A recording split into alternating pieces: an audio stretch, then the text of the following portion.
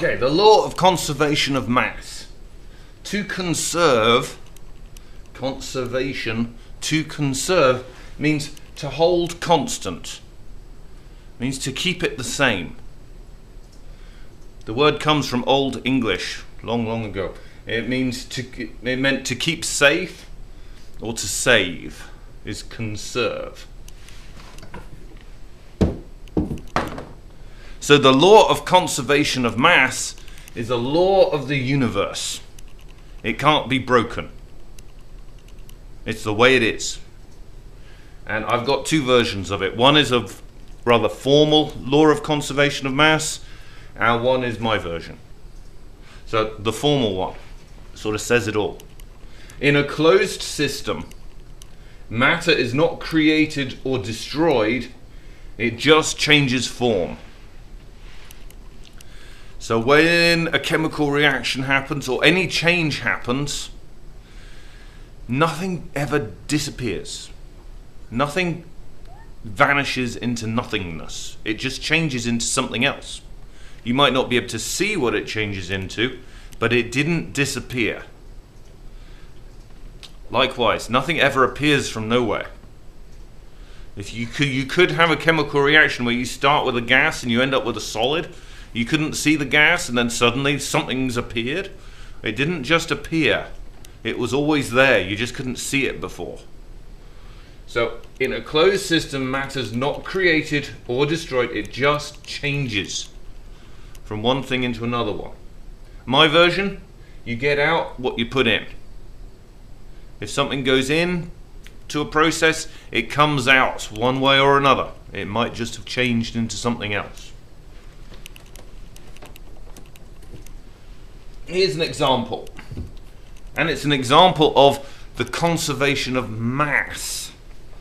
Alright, mass, how much something weighs. You get out what you put in. Here's a reaction. We're going to put 1.0 grams of carbon into a pot. And 5.34 grams of sulfur into the same pot. We're going to heat it up. And we're going to make carbon disulfide. Question, how much carbon disulfide do we get?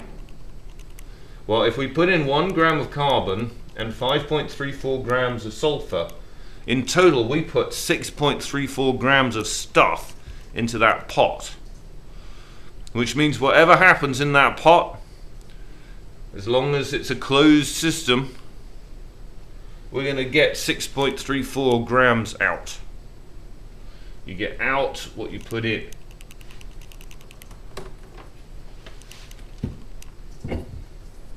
And you can use that to work out more complicated things. Here we've got another reaction. We've got some solid calcium and some zinc carbonate solution. We mix them together and we make calcium carbonate solution and zinc solid. And we got this question, how much zinc are we going to get? Well, I don't know. Well, you do. You put 64 grams of calcium in and 192 grams of zinc carbonate in, then in total you put 256 grams of stuff into this reaction. On this side of the arrow, those are the things you put in. Then we've got this arrow that shows you what they change into. And they change into calcium carbonate and zinc. Well, we know how much calcium carbonate we've got. We got 152 grams. So we can calculate how much zinc we got. In total, we put 64 and 192 grams into the reaction, which means we put in a total of 256 grams.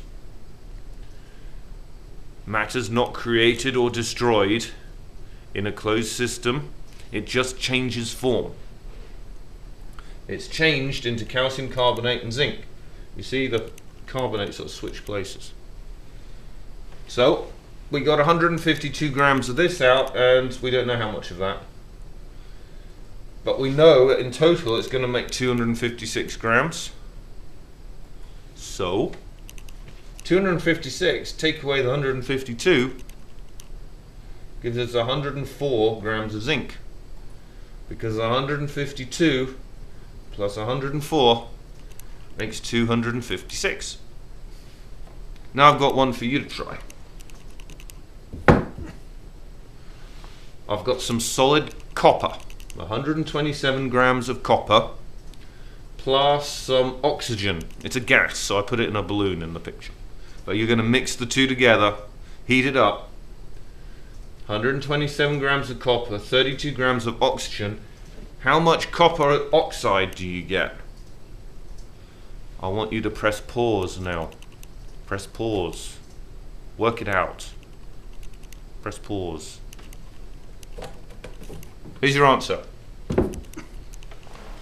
127 grams of copper, 32 grams of oxygen.